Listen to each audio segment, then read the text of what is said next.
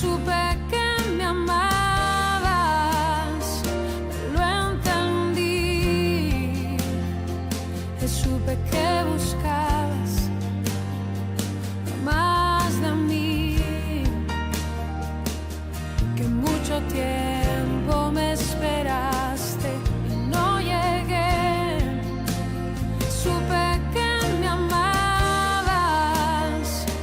aunque huí lejos de tu casa. Yo me fui y con un beso y con amor me regalaste tu perdón y estoy aquí.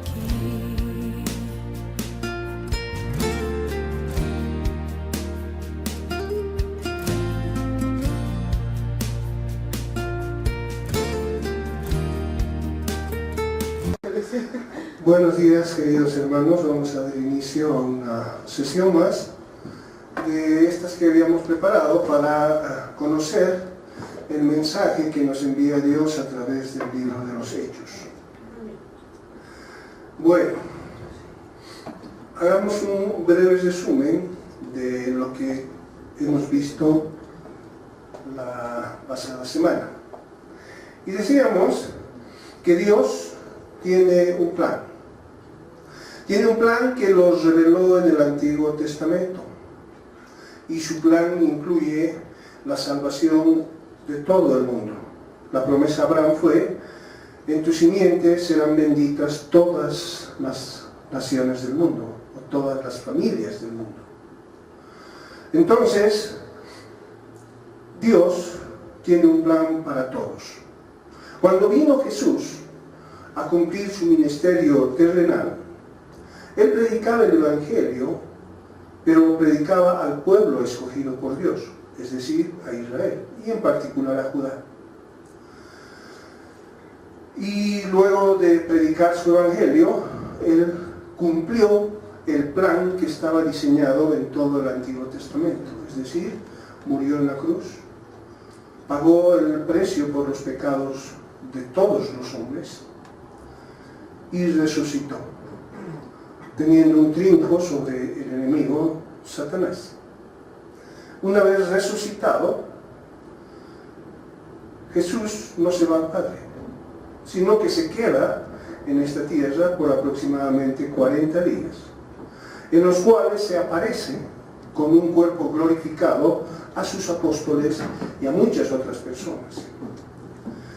Y no solo hace eso, sino que enseña a los apóstoles que Él había escogido y les promete la venida del Espíritu Santo.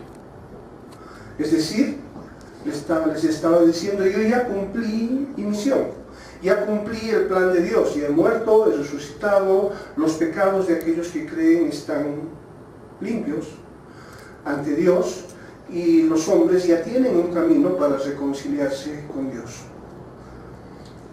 ¿Y por qué entonces después de muertos se les aparece a los apóstoles? Porque Él tenía que iniciar la segunda parte del ministerio, es decir, su ministerio celestial. Recuerden que el plan de Dios fue dado para salvación del mundo, y Jesucristo solo predicó al pueblo elegido. ¿Qué pasaba con el resto del mundo? Esa era la misión de su ministerio celestial. Es decir, Dios desde los cielos tomando el control de todo. Jesucristo, hecho hombre, no podía cumplir esta segunda parte porque, siendo hombre, no podía estar en todo lado. Por lo tanto, no podía alcanzar a todos. Entonces, Él tuvo que volver al Padre, volver a su divinidad, y a través de esto tener el control de su obra en todo el mundo. Pero como Él volvía al Padre, pues tenía que encargar a alguien que haga toda esa obra. Y se los encargó a los 12 apóstoles que Él eligió. En realidad a los apóstoles, vamos a ver luego que fueron nuevamente 12. Por eso es que Jesucristo, después de resucitado, tuvo que aparecerse con un cuerpo glorificado, un cuerpo que comía, un cuerpo que era muy parecido al nuestro, para que los apóstoles estén convencidos de la resurrección. Porque la predicación de la palabra, a partir de ese momento, se basaba en la resurrección. Porque ahí está el triunfo. Por eso es que el ministerio debería continuar en su segunda fase, mediante la predicación de la palabra a todo el mundo a través de los apóstoles, quienes serían revestidos por el Espíritu Santo, es decir, finalmente sería Dios mismo haciendo la obra utilizando personas. Por eso, decíamos, Jesús prepara a los apóstoles para ese ministerio terrenal. Los hombres, estas personas solas, no podrían haber hecho nada. Dios tenía que tener el control porque ellos, como nosotros, tenían una naturaleza pecaminosa y eso debería ser sacada para que Dios mismo sea manifiesto en ellos. Por eso es que después de la resurrección, cuando se encuentra con los apóstoles, Jesús mismo les abre el entendimiento. O sea, les hace entender el plan de Dios y el cumplimiento del plan de Dios con la obra de Jesucristo. Les decía, estas cosas tenían que suceder, porque así estaba escrito. Y los apóstoles, dice, se les abrió el entendimiento y comprendieron. Entendieron el Evangelio de salvación, por lo tanto podían predicar el Evangelio de salvación. Nuevamente, les repito, se les aparece, después de muerto, cuando resucitó, se les aparece a todos ellos para que ellos estén convencidos de aquello. Porque sería, de parte de Dios, pedirle mucho al hombre que empiecen a predicar de la resurrección de Jesús cuando ellos no estaban convencidos de aquello. Por eso es que el Señor tuvo que aparecerse a ellos. Y cuando está con ellos, les abre el entendimiento, les ordena que esperen al Espíritu Santo, que les iba a dar el poder necesario para cumplir el ministerio que debería comenzar, es decir, el ministerio celestial de Dios. Entonces, hasta ahí habíamos visto, y podríamos pensar, o podríamos preguntarnos, ¿estaban ya preparados los apóstoles para iniciar ese ministerio? Y para entender esto vamos a leer lo que dice el capítulo 1, los versículos 6 al 8. Entonces los que se habían reunido le preguntaron diciendo, Señor, ¿restaurarás el reino de Israel en este tiempo? Y él les dijo, no os toca a vosotros saber los tiempos o las sazones que el Padre puso en su sola potestad. Pero recibiréis poder cuando haya venido sobre vosotros el Espíritu Santo, y me seréis por testigos en Jerusalén, en toda Judea, en Samaria y hasta lo último de la tierra. ¿Estaban preparados los apóstoles? No, no estaban preparados. Ellos todavía estaban asociando el reino de Dios con un reino terrenal. Por ejemplo, el reino de Inglaterra. Hay un espacio terrenal donde las leyes del rey de Inglaterra tienen vigencia. Ese es el reino, donde llegan esas leyes, pero es un espacio terrenal. Ellos habían tenido el reino de Israel y habían tenido sus reyes, a David, a Salomón, y luego de tiempo fueron llevados cautivos, y aunque volvieron, porque Dios los volvió a traer a la tierra prometida, en esos tiempos Roma estaba encima de ellos. Estaban siendo dirigidos, guiados por el Imperio Romano. Y lo que ellos pensaron cuando Jesucristo vino y se presentó como el Salvador, ellos decían, Él es el que va a redimir a Israel. Él es el hombre que Dios ha mandado para liberar a Israel de Roma. y para volver a ser el reino que éramos antes. Ese era el pensamiento de ellos respecto al reino de Dios. Entonces, cuando Jesucristo, al que él creía que era el Salvador para redimir el reino terrenal de Israel, cuando este Jesucristo fue llevado a la cruz y murió, se decepcionaron. Dijeron, creímos en vano. Realmente no va a haber quien redima a Israel como territorio. Y cuando se les aparece nuevamente resucitado, entonces vuelven a tener esperanzas. Y cuando Jesucristo les dice, vendrá sobre ustedes el Espíritu Santo y tendrán poder, asociaron a decir, ahora que ha vuelto a vivir, va a redimir a Israel. Y a través del Espíritu Santo, que nos va a dar poder, vamos a poder lograrlo. No habían entendido qué era el reino de Dios.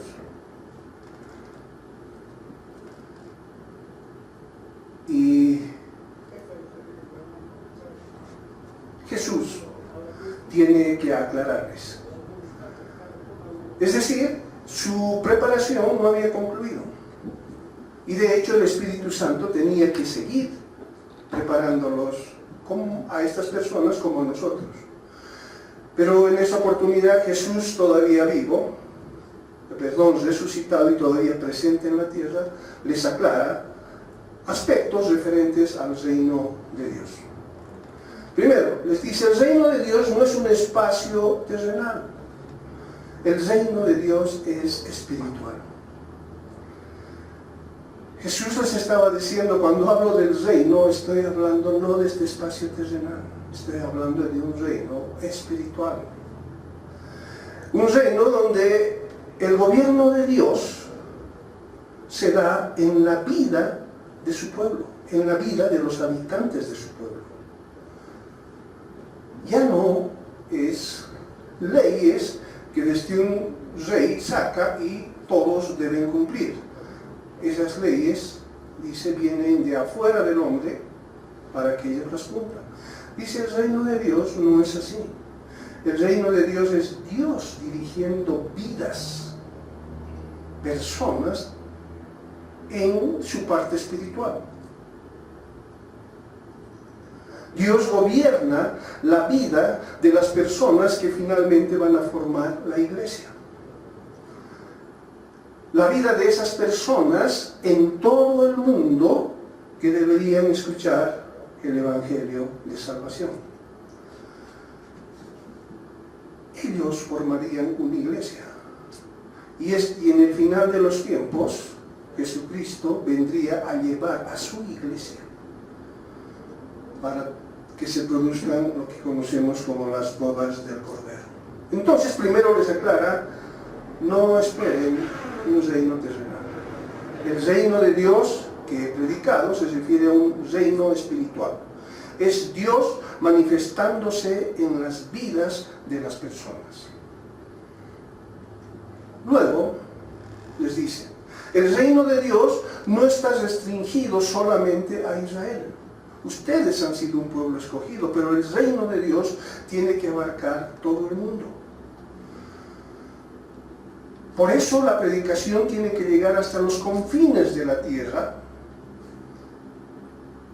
Es decir, el Evangelio debe ser predicado por todo el mundo, y esto tiene que ocurrir antes de la segunda venida de Jesús. Y este es el trabajo que deben hacer ustedes. Entonces les aclaró ya dos cosas. El reino de Dios es espiritual. Y no solo se refiere a ustedes. Este reino Dios lo preparó según su plan original para todo el mundo. Luego les tiene que aclarar respecto al tiempo en que ocurrirá la culminación del ministerio. Es decir, la segunda venida de Jesús. Y les dice, este reino de Dios no vendrá en este tiempo. Porque ellos pensaban, vamos a recibir el Espíritu, entonces vamos a redimir Israel y seremos nuevamente un reino. Y le dice, no, no va a ser ahora. No va a venir cuando se mande el Espíritu Santo, porque el Espíritu Santo está viniendo a hacer otras cosas. El reino de Dios, ese reino final, que tiene que abarcar todo el mundo, va a venir gradualmente conforme el Evangelio se vaya predicando. Por eso la tarea de ustedes es muy importante. El tiempo en que concluye el ministerio, es decir, la segunda venida de Cristo, solo Dios lo sabe. Y no nos toca a los hombres conocerlo, porque esa es la voluntad de Dios.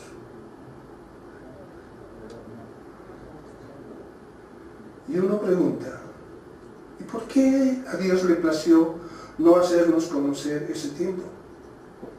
¿Por qué lo guarda en reserva? ¿Se imaginan si lo supiéramos? Va a ser el año 2098, por decir algo. Como va a venir el 98, ¿cómo viviríamos nosotros? ¿O cómo vivirían los que nacieran en el 97? Sería hipócrita. Y por eso Dios dijo, no es bueno que lo conozcan.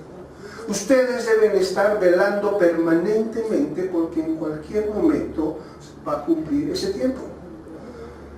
Para que tu seguir en Dios sea sincero. Bueno, luego de aclararles esto, yo no sé cuál habrá sido la reacción de los apóstoles. Se les cayó todo la estantería. Todo lo que ellos pensaban se echó por tierra. No habíamos sido, como pueblo elegido, los únicos que íbamos a ser salvos. Había sido para todo el mundo. Y nosotros somos los que tenemos que ir a predicar. Y no sabemos cuándo va a suceder esto. Luego de aclarar todo esto, que es bueno también que esté claro para nosotros, luego de esto Jesús es llevado al cielo. En el capítulo 1, los versículos 9 al 12 dice, y habiendo dicho estas cosas, viéndolo ellos, fue alzado y les recibió una nube que le ocultó de sus ojos. Y estando ellos con los ojos puestos en el cielo, entre tanto él se iba, he aquí, se pusieron junto a ellos dos varones con vestiduras blancas, los cuales también les dijeron, varones galileos, ¿por qué estáis mirando al cielo? Este mismo Jesús, que ha sido tomado de vosotros al cielo, así vendrá como le habéis visto ir al cielo. Entonces volvieron a Jerusalén desde el monte que se llama del Olivar, el cual está cerca de Jerusalén, camino de un día de reposo.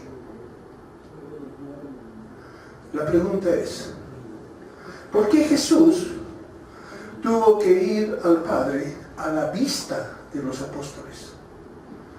¿Acaso no podía haberse ido sin que los apóstoles lo vieran? Es que Jesús, yo no sé, por algún sentimiento enfermizo de orgullo o de algo, decía, quiero que me vean. No, Jesús no es así. Y cuando hace algo, tiene un propósito. Tiene un propósito y en este caso, el propósito era que los apóstoles lo vieran partir para que estén seguros de que la obra terrenal de Jesucristo había concluido. Que desde ese momento ellos deberían proseguir con la obra. Porque durante 40 días desde la resurrección, Jesucristo se les aparecía y desaparecía. Aparecía, les hablaba y desaparecía. Si no se hubiera ido delante de sus ojos, no hubieran visto, tal vez los apóstoles hubieran pensado, tal vez lo vamos a volver a ver, esperémoslo. Y no iban a empezar la obra. Por eso Jesucristo tuvo que irse llevado al cielo a la vista de los apóstoles. Convénzanse, muchachos, ya acabó lo mío. Ahora les toca a ustedes. Pero esperen que yo voy a mandar el Espíritu para que ustedes hagan la obra. No esperen más de mí. como Jesucristo en la tierra, hecho hombre. Y acabó. Su misión se acabó. Entonces, eso les permitiría a los apóstoles que, estando seguros de que Jesucristo ya no volverá más como hombre, ellos inicien su ministerio. Y también les dijo, se les dio a conocer que Él iba a volver. Iba a volver en su segunda venida. Entonces los apóstoles decían, bueno, Jesucristo se fue, Él volverá en su segunda venida, pero en ese lapso de tiempo tenemos que predicar el Evangelio en todo el mundo. Eso está claro. Otra pregunta que uno se puede hacer es, ¿por qué Dios envía ángeles a los discípulos para sacarlos de su letargo? Porque estaban viendo algo que nunca habían visto. Estaban viendo a Jesucristo ascender al cielo, siendo llevado por Dios mismo al cielo. Ya me imagino cómo se quedaron. Y dice la palabra que ellos seguían mirando al cielo. Y Dios tuvo que mandar los ángeles para que los saquen del letargo. ¿Cuál es el propósito? ¿Por qué? Les dijo, convénzanse. ¿Por qué siguen mirando al cielo? Ya se fue. Ya pasó el tiempo. Ustedes pueden, si quieren, mirar los días que quieren, no va a volver. Ya pasó. Lo que toca ahora a ustedes es esperar al Espíritu Santo que le ha prometido. Los saca de su letargo.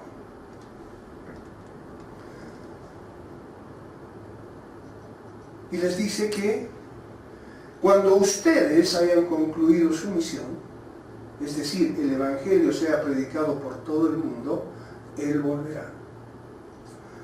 Y así como ustedes lo han visto irse, lo van a ver volver. Se estaba refiriendo al hombre. Porque dice la palabra que cuando vuelva todos lo verán. Y era necesario aclarar esto, y para nosotros recordarlo, para no caer en falsas doctrinas o en supuestos profetas. Hoy vi un letrero al subir de una propaganda de una iglesia que está haciendo, creo que en el Hotel Caracoto, un evento donde traían, ni siquiera dice una profetisa, traen ahí una foto de una mujer, dice la profeta y la pastora. Y abajo decía, y ellos vienen con la cobertura espiritual de tal pastor. Dios, es que podemos creer todo, y se está dando. Por eso era necesario que el Evangelio sea predicado en todo el mundo. Pero no por cualquiera. ¿Quiénes eran los 12? Los elegidos de Dios. ¿Lo iban a hacer en sus fuerzas? No. Voy a derramar el Espíritu Santo. Dios mismo haciendo esa labor. Todo se está distorsionando. ¿Y por qué la gente que se dice cristiana está siguiendo aquello? Porque hace tiempo dejaron de leer la palabra de Dios. Hace tiempo dejaron de creer y dejaron de confiar sus vidas y su caminar en lo que dice la palabra de Dios. O porque no tienen tiempo para leer o porque simplemente tienen flojera de leer. Cuando Dios fue muy claro, escudriñen las Escrituras, porque la palabra tiene poder. Y ese es el único poder que puede transformar sus vidas. Entonces ahora estamos en los tiempos de todo facilito, con el menor esfuerzo. ¿Para qué voy a leer si va a venir la profeta y me va a decir cosas? Dios sabía por qué decía, escudriñen las Escrituras. Y no se dejen engañar. Y Jesucristo dijo, en los últimos tiempos van a haber falsos cristos.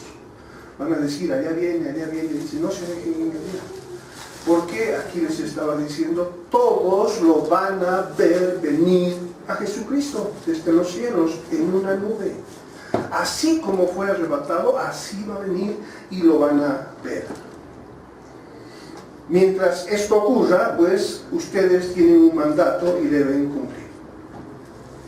Y con todos estos acontecimientos, al final de estos versículos dice, entonces los apóstoles volvieron contentos a Jerusalén. No dicen solo volvieron a Jerusalén, dice volvieron contentos. ¿A cuántas personas les causa gozo el entender la palabra de Dios? Cuando Jesucristo dijo, mi paz os dejo y mi paz os doy, ¿qué estaba diciendo? Ahí está la palabra, estoy dejándoles. Eso les va a dar paz, eso les va a dar gozo, el entendimiento. Pero si nunca abres tu Biblia, nunca la estudias, pues vas a vivir comiendo comida chatarra. Ellos sí los recibieron, sí entendieron y dice volvieron contentos. Pero el Espíritu Santo no iba a venir en ese momento porque Jesucristo les dijo, esperen. No salgan de Jerusalén, esperen hasta que el Espíritu Santo venga. Dicen que eso tardó más o menos 10 días. La pregunta es, ¿qué hicieron estos apóstoles durante esos 10 días? Porque Dios les había dicho, no empiecen la obra hasta que no venga el Espíritu Santo. Los versículos 13 y 14 del capítulo 1 dice, y entrados subieron al aposento alto donde moraban Pedro y Jacobo, Juan, Andrés, Felipe, Tomás, Bartolomé, Mateo, Jacobo, hijo de Alfeo, Simón el celote y Judas, hermano de Jacobo. Todos estos perseveraban unánimes en oración y ruego con las mujeres y con María, la madre de Jesús, y con sus hermanos. ¿Qué es lo que hacían? Mientras la promesa del Espíritu Santo no se cumplía. Dice, estaban dedicados a orar. Estaban reunidos en oración en un mismo sentir. ¿Y qué estaban? ¿Por qué estaban orando? ¿Qué estaban pidiendo? Señor, cambia mi caballo por uno de último modelo, o danos alimento, prospéranos. ¿Qué estaban orando? Ellos dicen unánimes, con un mismo sentir estaban orando. ¿Qué?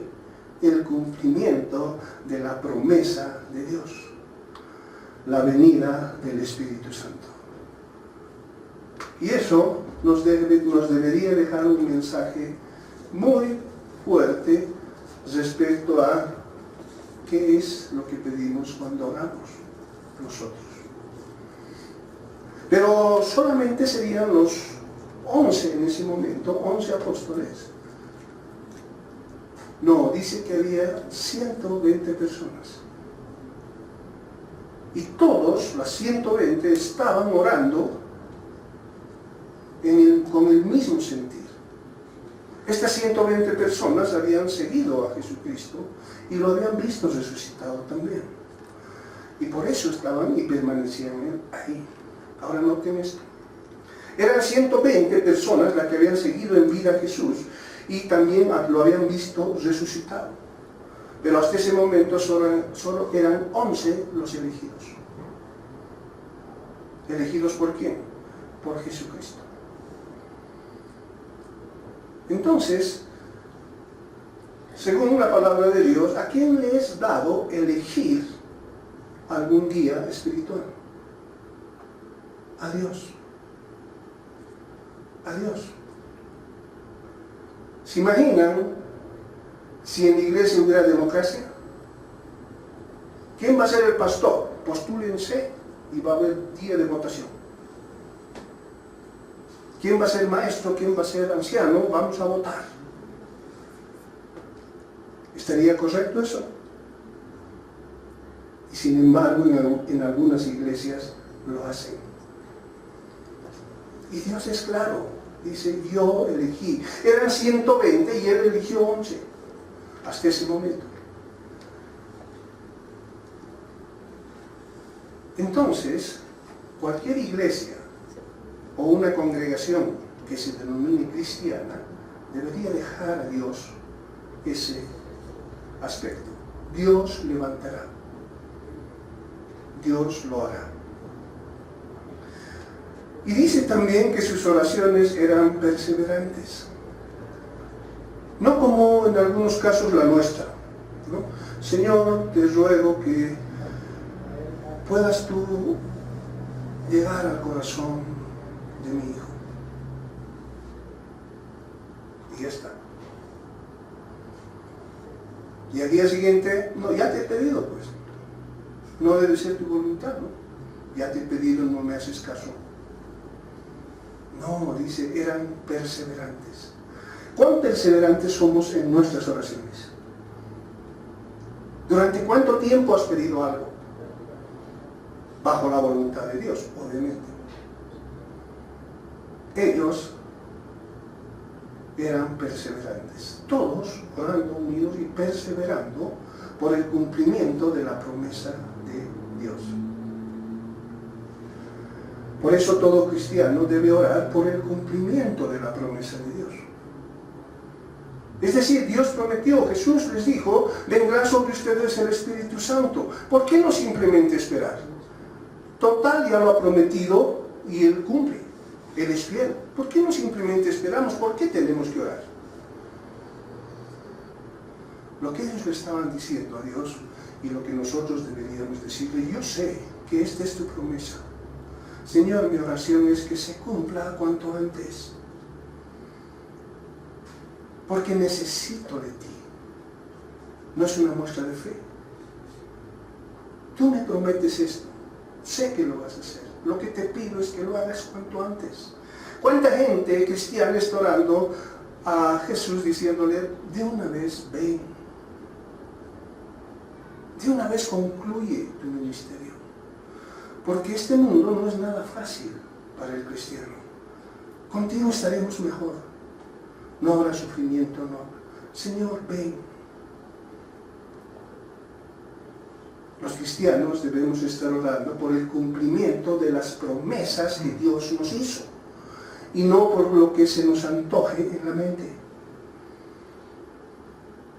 Señor, ese incircunciso acaba de cambiar de coche. Yo, que soy tu hijo, mi coche es del pasado año. ¿Cómo puede estar encima de mí? Parece ridículo, ¿verdad? Pero de verdad, hermanos, lo hay. Si no con el coche, con algo. Mira, su hijo es así, mi hijo. ¿Cuándo vas a aprender? Deja en manos de Dios. Hazle conocer tus deseos. Suplica por lo que tú quisieras. Pero deja que Dios haga su voluntad. Pero también en ese tiempo, en esos 10 días, ellos buscan un reemplazante de Judas Iscariote. Recuerden que Judas fue elegido por Jesús también. Y luego lo traicionó y quedaron 11. ¿Y por qué decidieron pongamos a alguien en lugar de Judas? ¿Porque a alguien se le ocurrió? No. Porque después de haber recibido la enseñanza de Dios, se propusieron cumplir todo lo que estaba escrito. Ser obedientes a Dios. Y Pedro se dio cuenta de algo. Los versículos 15 y 16 de este capítulo 1 dice, en aquellos días Pedro se levantó en medio de los hermanos y dijo, varones hermanos, era necesario que se cumpliese la escritura en que el Espíritu Santo habló antes por boca de David acerca de Judas. Y el versículo 20 dice, porque está escrito en el libro de los Salmos, sea hecha desierta su habitación y no haya quien more en ella, y tome otro su oficio. Es decir, Pedro se acuerda de lo que decía en Salmos. Y dice, esta escritura está relacionada con Judas, porque lo traicionó, él no puede estar en la obra, se mató, y hay que reemplazarlo, porque en el plan original tienen que ser 12. Bueno, no era una ocurrencia de ellos, era cumplimiento de lo que decía la palabra. Y como esto dice la palabra, hagámoslo. Bueno, ¿cómo lo iban a reemplazar? ¿Cómo iban a elegir al reemplazante? Votemos. No. Noten que un apóstol tenía que cumplir ciertos requisitos que habían cumplido los que ya eran apóstoles. Primero, deberían haber estado junto con Jesucristo en su vida. Segundo, deberían haberlo visto resucitado. Y tercero, deberían ser elegidos por Dios mismo. ¿Cómo cumplir aquello? Bueno, recuerden, había 120 personas con ellos. Entonces, lo primero que hacen, dicen, vamos a elegir a alguien de estos 120, pero los requisitos deben ser cumplidos. Los versículos 21 al 23 del capítulo 1 dice, es necesario pues que de todos estos hombres que han estado juntos con nosotros todo el tiempo que el Señor Jesús entraba y salía entre nosotros, comenzando desde el bautismo de Juan hasta el día en que de entre nosotros fue recibido arriba, uno sea hecho testigo con nosotros de su resurrección. Y señalaron a dos, a José llamado Barsabás, que tenía por sobrenombre Justo, y a Matías. ¿Qué estaban diciendo? Miren, tenemos que poner a alguien en reemplazo de Judas, pero este tiene que cumplir los requisitos. ¿Y cuáles eran? Haber vivido con Jesucristo en toda su vida. Y de los 120 que estaban, todos ellos habían hecho eso. Y además habían tenido que verlos resucitado, porque también él tiene que predicar de la resurrección de Jesús. Y entre los 120 habían visto, esta gente había visto resucitado a Jesucristo. Entonces, decían, muchos de ellos cumplen. Y empezaron a seleccionar y terminaron con 2 personas. Y estos son los que indudablemente cumplen. Pero el tercer requisito, ¿cuál era? Dios debería nombrarlo. ¿Y qué hicieron? ¿Cómo hacer? Jesucristo se había ido, pero tenía que ser Él el que lo nombre. No podía ser un hombre. ¿Cómo hicieron? ¿Cómo lo haríamos nosotros? Bueno, lo primero que ellos hicieron es oraron a Dios. Pidieron a Dios que sea Él quien elija. Versículos 24 al 26 dice, y oraron dijeron, tú Señor que conoces los corazones de todos, muestra cuál de estos 2 has escogido para que tome la parte de este ministerio y apostolado, de que cayó Judas por transgresión para irse a su propio lugar. Y les echaron suertes, y la suerte cayó sobre Matías, y fue contado con los 11 apóstoles. Pidieron a Dios, Señor, seas tú el que elijas, porque tú conoces corazones. Nosotros podemos engañarnos entre nosotros, pero tú conoces corazones. Dinos tú cuál es. Y enseguida dice, y echaron suertes.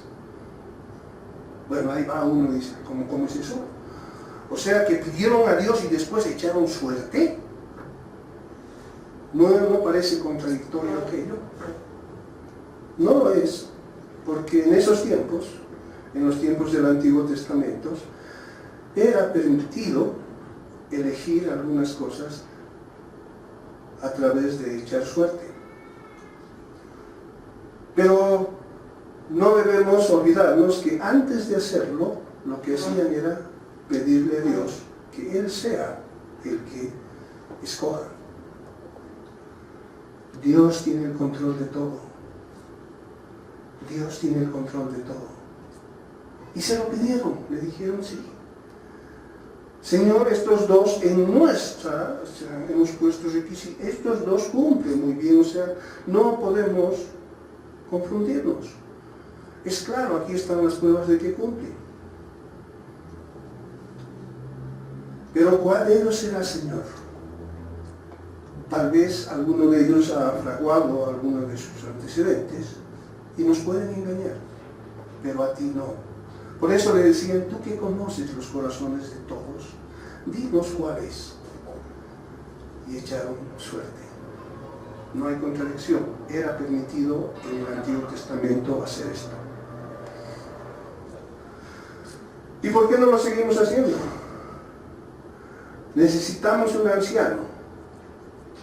Pastor Carlos, ¿por qué no haces un sorteo y escoges?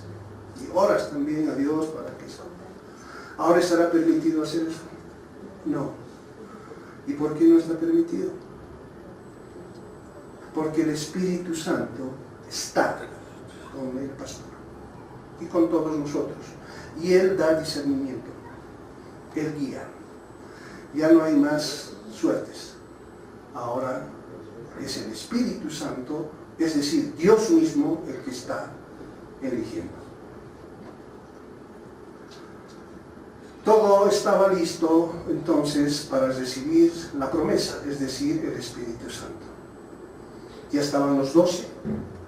Ellos estaban contentos, habían abierto su entendimiento, ahora sabían lo que era el reino de Dios, estaba todo claro y estaban contentos. ¿Qué sucedió? ¿Qué sucedió en ese momento? Todo estaba listo. Si quieren saber qué sucedió, vengan el próximo domingo a las 10:30 y continuamos con esto. Fue una realización de Comunidad Cristiana de Restauración.